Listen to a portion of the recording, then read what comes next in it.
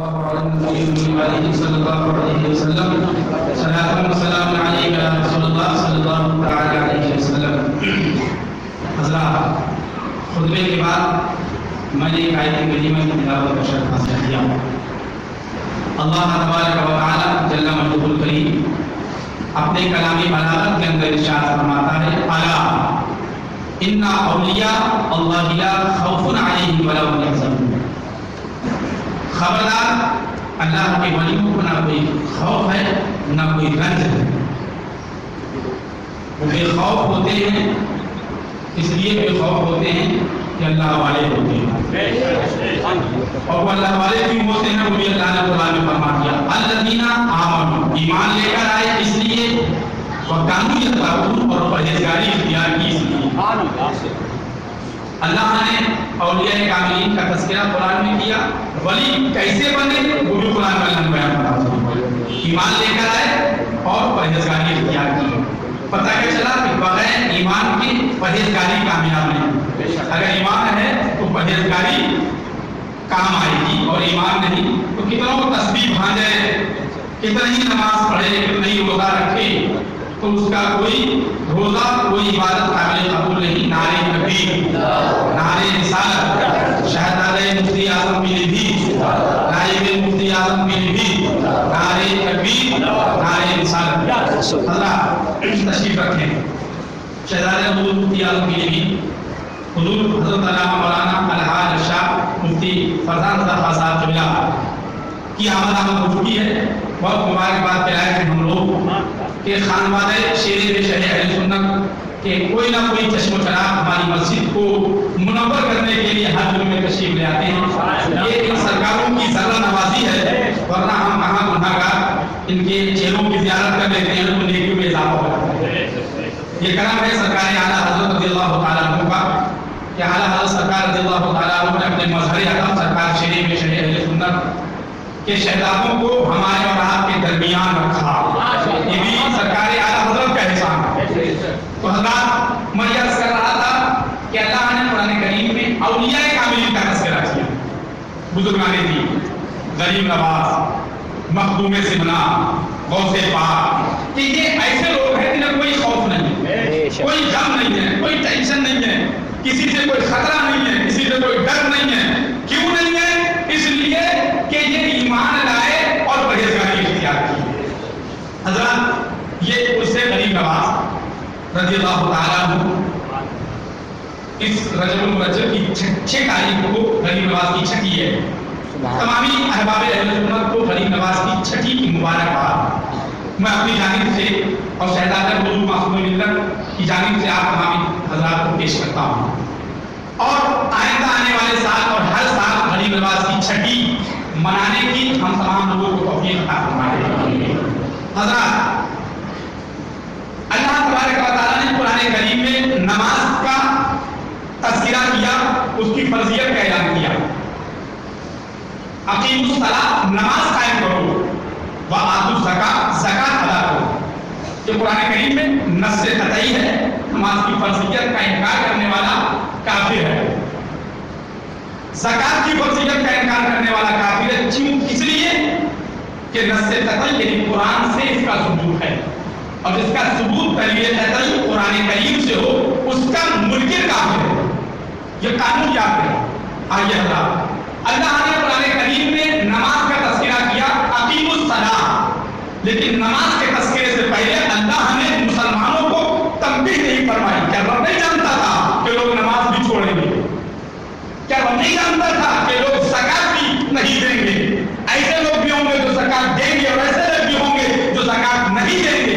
اللہ جانتا تھا کہ لوگ ایسے بھی ہوں گے نماز پڑھیں گے، ایسے بھی ہوں گے نماز نہیں پڑھیں گے. تو اللہ تبارک و تعالیٰ کو نماز کے اعلان سے پہلے تنبیہ فرمانا چاہیے تھا. خبردار، نماز نہیں چھوٹنا چاہیے.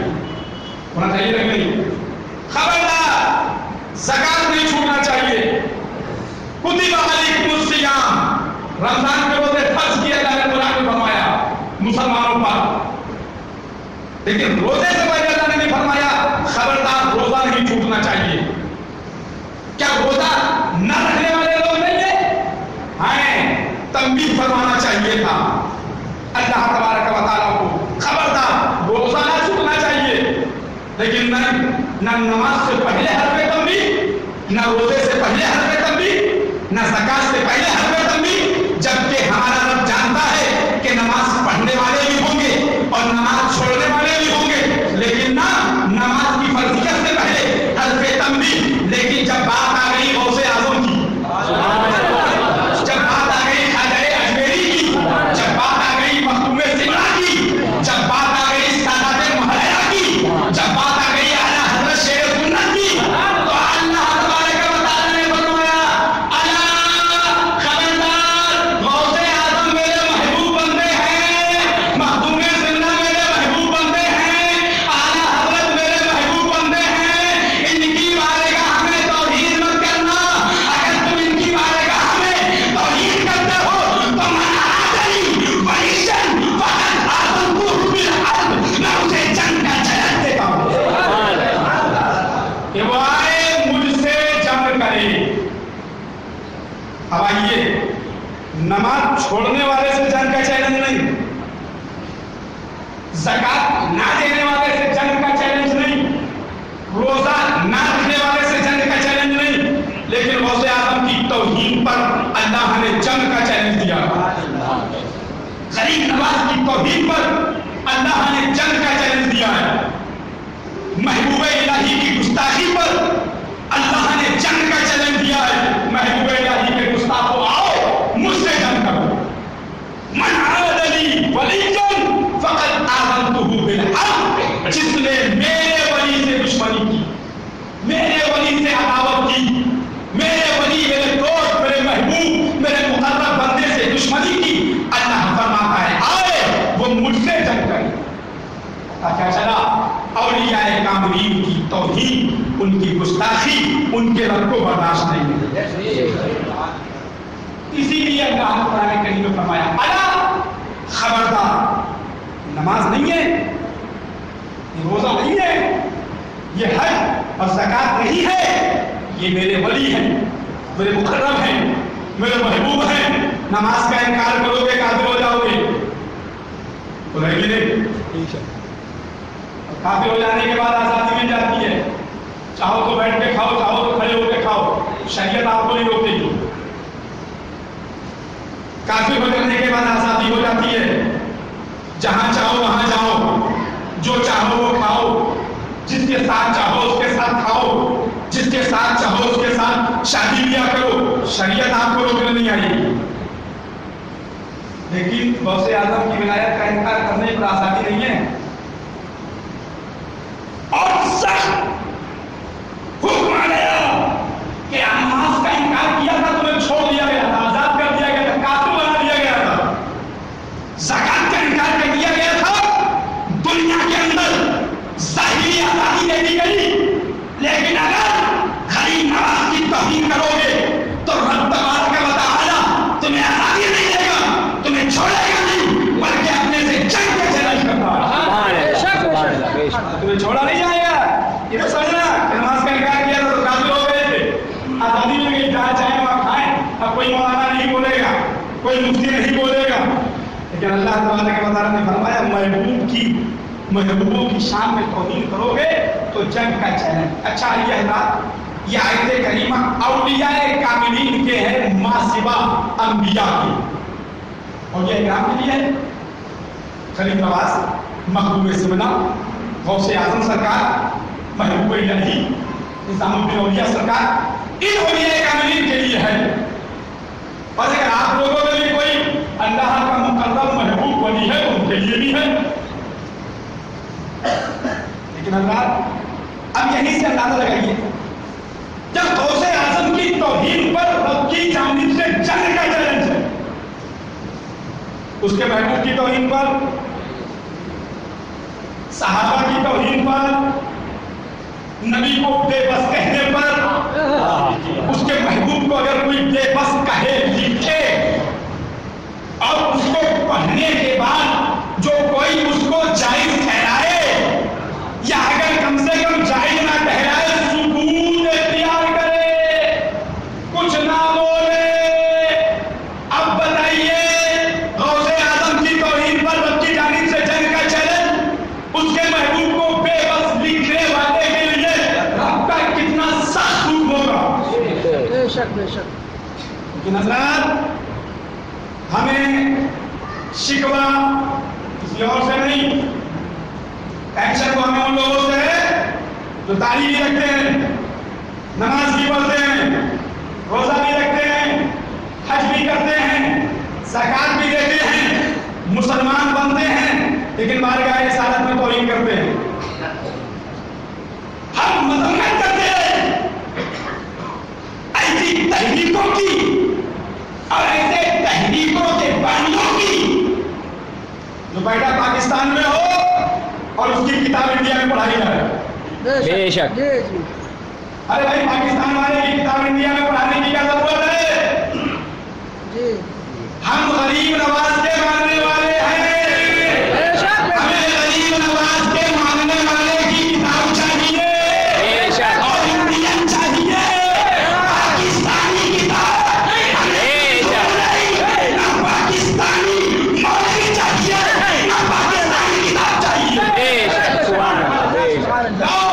وہ کتاب لاؤ جو لکھنے والا انڈیا کا ہو اور کتاب بھی انڈیا کی ہو. ہم کو پاکستانی ملا نہیں چاہیے، اور اگر ہم پاکستانی ملا کی مذمت کرتے ہیں تو لوگوں کے پیٹ میں درد ہوتا ہے. ان سے کہہ دو یہ بھارت ہندوستان کا ہے، اس بھارت کے اندر غریب نواز کے ماننے والے رہیں گے اور پاکستانی جتنے ہیں وہ یہاں سے بھاگیں. پاکستانی بپا کی تبلیغ کرنے والے ہمارا بھارت چھوڑیں. آخر کیوں؟ نام اعلیٰ حضرت کا لیتے ہیں تو اعلیٰ حضرت کی کتاب بھی نہیں سناتے ہیں. جی کیا بات. نام اعلیٰ حضرت کا لیتے ہیں، مفتی اعظم علی سرکار کا نام لیتے ہیں تو ان کی کتابیں کیوں نہیں سناتے ہیں؟ یہ پاکستانی کی کتاب بھی سناتے ہیں. اس کی وجہ یہ ہے کہ یہ سب یہودیوں کی چال ہے، پیسہ وہاں سے آتا ہے. ہم نے 10 سال 15 سال پہلے ذاکر نالائق کی مذمت کی، اس کا وروध کیا، اور اب گورنمنٹ کے طرف سے اس کی طرح اس کے بیان میں اس کی کتابوں میں پڑھنے لگے رہا. بے شک 15 سال پہلے سے ہم چلا رہے ہیں یہ آتنکوادی ہے، یہ آتنکوادی ہے. آؤ بریلویوں سے، رضوی حشمتیوں سے پوچھو داڑھی والوں میں کون آتنکوادی ہے، ہم بتائیں گے. یہ جو وہابی دیوبندی کابرہ ہے یہ آتنکوادی ہیں. جو غریب نواز کے نہیں ہوئے وہ ملک کے ہوں گے. پکڑو، اب تو گورنمنٹ کی ذمہ داری ہے کہ اگر ان کو آتنکوادیوں کو پکڑنا ہے تو جہاں کہیں شادی ہوتی ہے ڈنڈا لے کر کے بیٹھ جائیں شادی ہال کے دروازے پر. اور میں تو کہتا ہوں جو آتنکوادی آج تک پکڑے گئے ان کا فوٹو لے کر کے آؤ، اور کسی روڈ پہ وہابی کو پکڑ کے اس پکڑے گئے آتنکوادی کے فوٹو سے اور یہاں پکڑے گئے روڈ پہ گھومنے والے کسی وہابی کے فوٹو سے اس کی صورت کو میچ کرو. آتنکوادی کی مونچھیں مڑی ہوئی ہوتی ہیں، وہابی مونچھیں اڑاتے ہیں. آتنکوادی پکڑے جانے والے آتنکوادیوں کے پیجامے اٹھنے ہوتے ہیں، ان کے بھی پیجامے اٹھنے ہوتے ہیں، شکلیں بھیانک ہوتی ہیں، ان کی بھی شکلیں بھیانک ہوتی ہیں. اب تو سب جان گئے کہ آتنکوادی کون ہے. حقیقت تو یہ ہے مسلمانوں، جو سچا غریب نواز کا وفادار ہوگا، جو سچا محبوب زمرہ کا وفادار ہوگا، جو سچا اعلیٰ حضرت کا ماننے والا ہوگا، وہ اپنے ملک کا بھی وفادار ہوگا، اپنے وطن کا بھی وفادار ہوگا. اور جو غریب نواز کو ماننے والا نہیں ہوگا وہی آتنکوادی ہوگا. اور آتنکوادیوں کے لیے ہمارا کھلا ہوا یہ بیان ہے کہ ہندوستان غریب نواز کا ہے. ہندوستان میں غریب نواز کو ماننے والے رہیں گے، اور جو غریب نواز کے دشمن ہے وہ اس ملک کو چھوڑ کر کے اپنے پاکستان کے بپا کے من چلے جائیں. لہذا مسلمانوں اب ہم پاکستانیوں کا کھنڈن کرتے ہیں، وروध کرتے ہیں، ان کی مذمت کرتے ہیں تو کچھ لوگوں کو پرابلم ہوتی ہے. اب میں گزارش کروں گا کہ جن لوگوں کو پرابلم ہوتی ہے ان کی بھی جانچ کی جائے. ایسا تو نہیں اندر گھر ملے ہوئے ہیں، پاکستان سے ان کے گھر بھی پیسہ آ رہا ہے، ان کی جانچ کی جائے، ان کی جانچ پڑتال کی جائے۔ ارے بھائی ہم پاکستانی مولوی کا رد کرتے ہیں نا، جماعت اسلامی، دعوت اسلامی، ان کا ہم رد کرتے ہیں۔ کچھ لوگوں کو پرابلم ہوتی ہے، آخر کیوں؟ ہم اس لیے رد کرتے ہیں کہ یہ ملک غریب نواز کا ہے، اور اس ملک کے اندر غریب نواز کو ماننے والے ہم اہل سنت والجماعت بریلوی مکتب فکر کے لوگ ہیں۔ اور جب سے گورنمنٹ نے جان لیا ہے کہ غریب نواز کے آستانے پہ نہ جانے والے آتنکوادی ہیں، جب سے یہ بھی جانے لگے ہیں،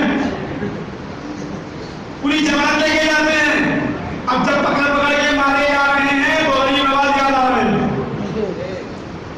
تو ہم آتنکوادیوں کا ضرور کہتے ہیں۔ اور ہمارے وہ غریب نواز رضی اللہ تعالیٰ عنہ جو ہندوستان کے اندر 90 لاکھ انسانوں کو امن و شانتی کا پیغام دیا، یہ وہ غریب نواز ہیں۔ ہمارے غریب نواز محتاج نہیں ہیں، مالک و مختار کے شہزادے ہیں، اور ایسے شہزادے ہیں، ایسے شہزادے ہیں کہ چھوٹے سے کاسے محبت سے بولے انا ساگر۔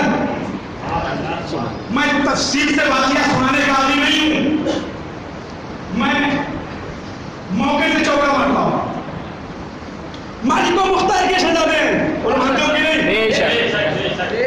چھوٹا سا کاسا پیالہ ہے، مرید سے کہا جاؤ لے کر آؤ۔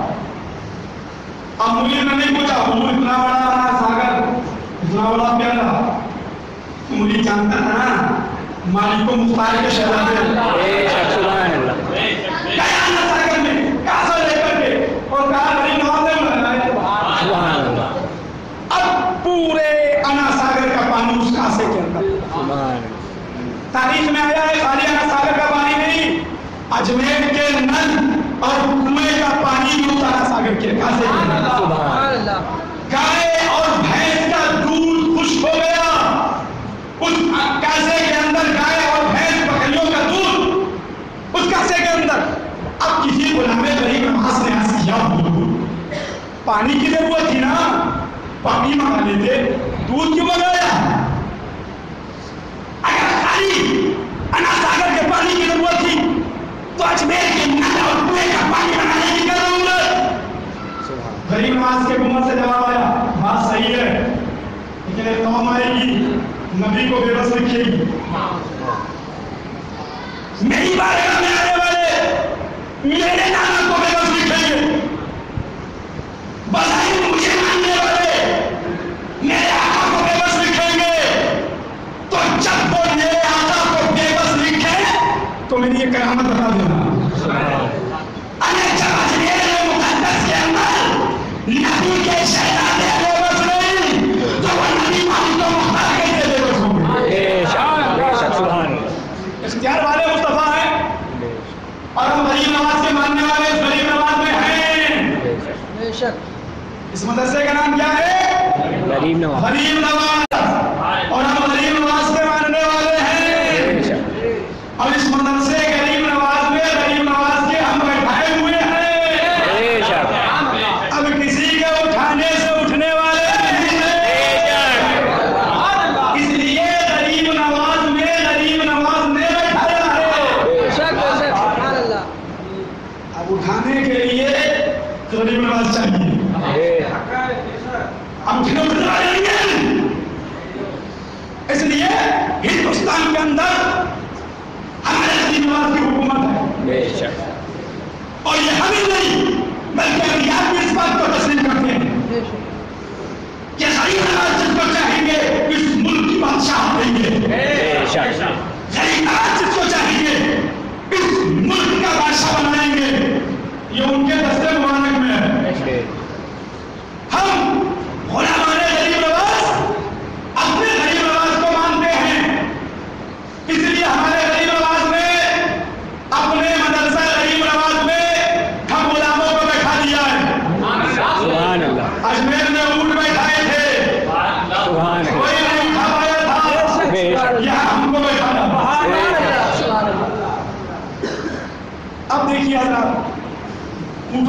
गरीब नवाज ने बैठाया। राजा के सिपाही आए, कहने लगे उठो भागो, तो राजा की जमीन है। कहा ठीक है हम उठ जाते हैं। कहीं हम उठ बैठेंगे। गरीब नवाज ने कहा ठीक है बैठे रहेंगे। उठ के चले गए। मुरीद ने कहा हुजूर मेरा इतना बड़ा प्लान मौजूद है, चलते हैं वहां एक बस्ती वाले मैदान में मस्जिद तामीर करते हैं और वहां अल्लाह की इबादत को रियासत करते हैं। एक बात बता दूं, गरीब नवाज जो हिंदुस्तान के अंदर आए तलवार लाठी बंदूक लेकर नहीं आए। एक तस्बीह, एक मुसल्ला और एक बदनी, ये गरीब नवाज की साजो सामान था। और इतनी चीजों को लेकर आए और 90 लाख इंसानों को अमन और शांति का पैगाम दे गए। 90 लाख लोगों को अमन और शांति का पैगाम दे गए।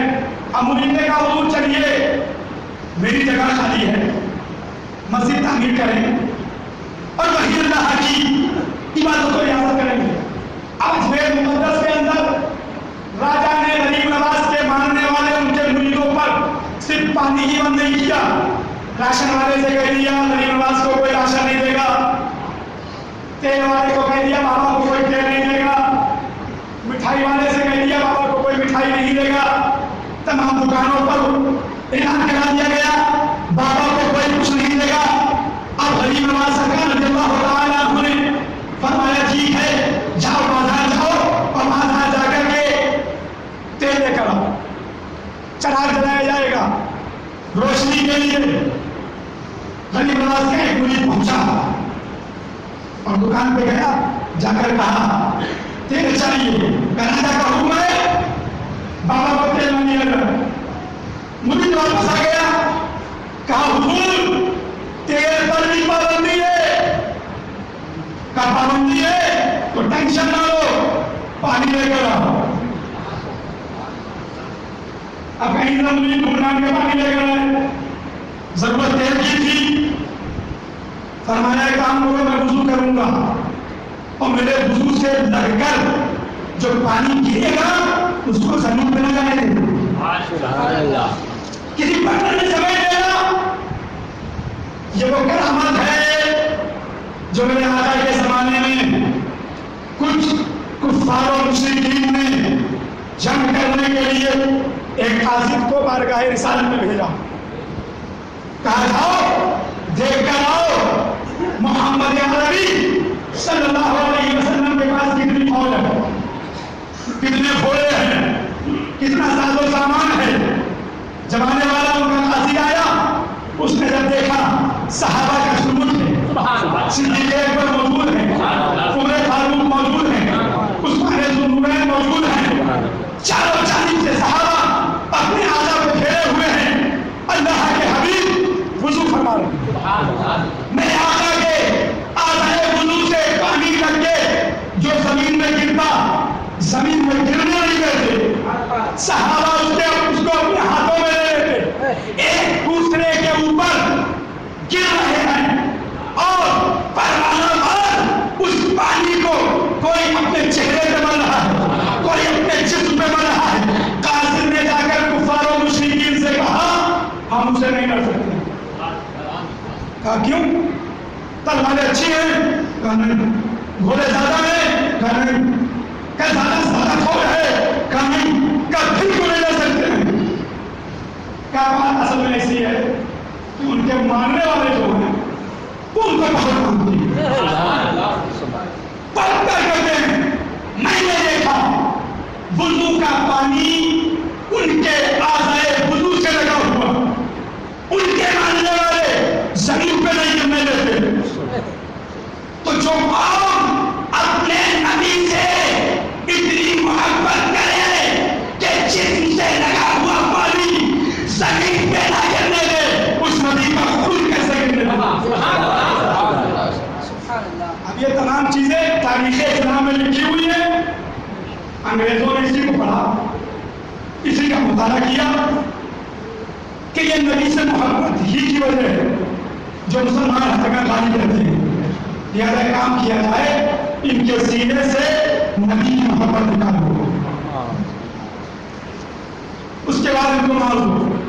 मारना आसान है, जब तक मुस्तफा रहमत की जलवा गई इस सीने के अंदर रहेगी, इस निशानी के जो सगारे नहीं मारे जाते, आज तक मेरे गले में पट्टा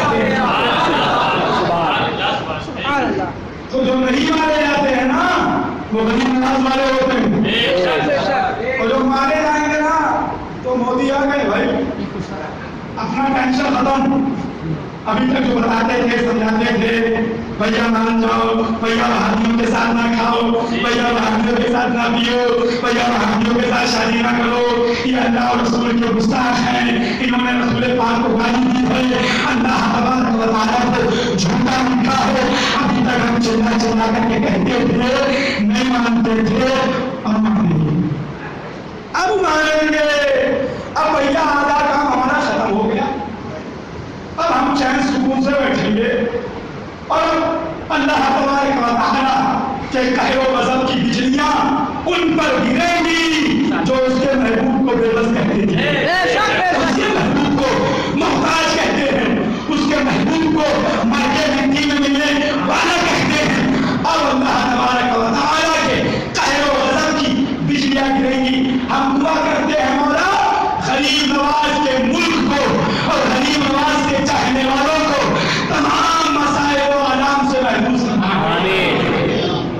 अब गरीब नवाज ने फरमाया, पानी लाओ, पानी लाया गया, वुजू किया, मोहब्बत करने वाले आशिकों ने उस पानी को अपने प्याले के अंदर, कूजे के अंदर समेटा। समेटने के बाद अर्ज़ किया, हुजूर अब इस पानी का क्या करें? गरीब नवाज ने फरमाया, चढ़ा लाओ। बस बोले चढ़ा लाओ। चढ़ावाया गया, पानी चढ़ा में डाला गया, बत्ती डाली गई, इरशाद फरमाया आ गया।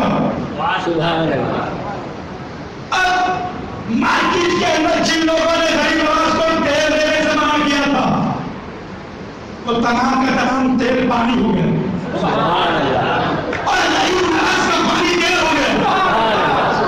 इसलिए कहा जब उनके गला भर देते हैं शहारे जमाना की बोली, फिर कोई बताए सरकार के दरबार का आलम क्या होगा। ये कमबख्त हमारे आला को बेबस लिखते हैं, ये आतंकवादी है। हम वहाबियों को आतंकवादी समझकर उनका विरोध करते हैं, लिहाजा उनके साथ में खाने पीने वालों की जांच की है। कहीं ऐसा तो नहीं कि बाहर से उनके लिए पैसा आता। हम तो अपनी मस्जिद से ऐलान करते हैं ना, आतंकवादियों के साथ मत खाओ, आतंकवादियों के साथ मत पियो, आतंकवादियों से शादी ना करो, आतंकवादियों के साथ होटल में बैठ के चाय मत पियो। हमारे आला हजरत ने फतवा रज़विया शरीफ में वहाबी देवबंदी और आतंकवादियों के साथ शादी करना हराम, खाना खाना हराम, उनके साथ बैठना हराम, उनके साथ घूमना हराम, उनके साथ रिश्तेदारी हराम। अब भैया वही आला हजरत को हम अपनी मस्जिद के अंदर बैठकर सुनाते हैं। अब ये बताइए, क्या आतंकवादियों का विरोध करना नाजायज है? गलत है। अरे मुल्क के साथ यही वफादारी है कि आतंकवादियों के साथ खाया जाए, उनके साथ पिया जाए। अगर मुल्क के वफादार हो तो आओ, अम्मा का दूध पिया है तो करो खुल करके आतंकवादियों का बाइका। अम्मा का दूध पिया है, करो ऐलान अपनी मस्जिद के अंदर कि हम अपनी मस्जिद के अंदर किसी पाकिस्तानी को घुसने नहीं देंगे। हमारी मस्जिद के अंदर बोर्ड लगा हुआ है, कोई भी आतंकवादी हमारी मस्जिद में न घुसे। अगर घुसेगा तो खुद जिम्मेदार होगा, मार के निकाला जाएगा। हम अपनी किताबों में पढ़ के सुनाते हैं अपने मुसलमान भाइयों को कि देखो तुम्हारे आला हजरत ने आतंकवादियों के बारे में लिखा है कि आतंकवादियों के साथ खाना हराम, आतंकवादियों के साथ पीना हराम, आतंकवादियों के साथ रिश्तेदारी हराम। हम वही पढ़ के अपने मुसलमानों को सुनाते हैं। کہہ جاتے ہیں کے ساتھ وروध کرتے ہیں. ہاں وروध تو کرتے ہیں لیکن ہم اپنے ملک کے لیے وروध کرتے ہیں, اپنے ملک کے دشمنوں کا وروਧ کرتے ہیں, ہم غریب نواز کے دشمنوں کا وروਧ کرتے ہیں, ہم محبوب الہی کے خداروں کا وروਧ کرتے ہیں, ہم اعلیٰ حضرت کے دشمنوں کا وروਧ کرتے ہیں, ہم شیر سنت کے دشمنوں کا وروਧ کرتے ہیں, ہم مفتی راہب کے گستاخوں کا وروਧ کرتے ہیں اور کرتے رہیں گے. کسی کے روکنے سے نہیں رکیں گے. اس لیے ان کے دشمنوں کا رنگ, ان کے دشمنوں کا وروध بھی ہماری نجات کا ذریعہ ہے. ہمارے آقا نے ہم کو ملک سے محبت کرنے کا سبب دیا. ہمارے آقا نے ملک سے محبت کرنے کا درس دیا. جہاں رہتے ہو اس وطن سے محبت کرو, اور وقت ہے جان دینے کی تو جان بھی قربان کر دو. شہید کہنا ہوگا ملک کی آزادی کے لیے ہم جان دینے کے لیے تیار ہیں, لیکن ہم مطالبہ کریں گے گورنمنٹ سے کہ ان مسجدوں میں جا کر کے جانچ کی جائے جن مسجدوں کے اندر پاکستانی تنظیمیں آ کر کے پاکستانی مولوی کی کتابیں پڑھتے ہیں اور لوگوں کو سناتی ہیں. ان تنظیموں کی جانچ کی جائے کہ ان مسجدوں کے اندر انڈین مولانا کیوں نہیں رہتا, پاکستانی کیوں رہتا. یہ انڈیا ہے, بھارت ہے, خواجہ کا ہندوستان ہے, یہاں پر ہندوستانی الاؤ ہے اور پاکستانی نہ الاؤ. یا مسجدوں کے اندر, ان کے مدارسوں کے اندر جانچ کی جائے. ہم کھٹک کرتے ہیں, ہم وروध کرتے ہیں پاکستان کا اور پاکستانی تنظیموں کا. دیکھو کس کس مسجد کے اندر پاکستان کا وروध ہوتا ہے, پاکستانی تنظیم کا وروध ہوتا ہے. کہیں نہیں ہوتا ہے بھیا, برابر کھاتے ہیں, دعوتیں کھاتے ہیں, نذرانے آتے ہیں. جانچ پڑتال کی جائے, بہت لوگ پکڑے جائیں گے. جو سب سے پہلے جا کر کے شکایت کرتے ہیں وہی لوگ پکڑے جائیں گے. ہم تو الحمدللہ ہم تو برابر کہتے ہیں کہیں پر اسٹینڈ لگا دو. ہم کو آتنکوادیوں کا رد کرنے کے لیے, آتنکوادیوں کا وروध کرنے کے لیے اور پاکستان کا وروध کرنے کے لیے, پاکستان کے وعدے سے جانے کے لیے تیار ہیں. ہر جگہ ہم پاکستان کا وروध کرتے ہیں, ہم یہی کہتے ہیں یہ ہری پگڑی والے پاکستانی ہیں, ان کو انڈیا سے بھگایا جائے, نکالا جائے, اور یہ گورنمنٹ کی جانب سے یہ حکم نامہ جاری کیا جائے اس ہندوستان کے اندر صرف غریب نواز کے ماننے والے رہتے ہیں, صرف غریب نواز کے ماننے والے. اس لیے یہ ملک غریب نواز کا ہے, اس کو غریب نواز کے ماننے والے رہتے ہیں. لہٰذا مسلمانوں یاد رکھو, ہم تمام لوگوں کو جو ہے آتنکوادیوں کا بھی وروਧ کرنا ہے, آتنکوادیوں سے بھی دور رکھنا ہے. جن کو وہابی اور دیوبندی کہا جاتا ہے, ان کے ساتھ نہ کھانا ہے, ان کے ساتھ نہ پینا ہے, ان کے ساتھ نہ شادی کرنا ہے, ان کے ساتھ نہ رشتہ کرنا ہے, ان کے ساتھ نہ نکاح کرنا ہے. اور جتنی پاکستانی تنظیمیں ہیں, جتنی پاکستانی تحریکیں ہیں اور پاکستانی گورنمنٹ جو انڈیا کے اندر مسجدوں اور محلوں میں جا کر نماز روزے کی تبلیغ کرتے ہیں, نہ ہم کو ان کے ساتھ رہنا ہے,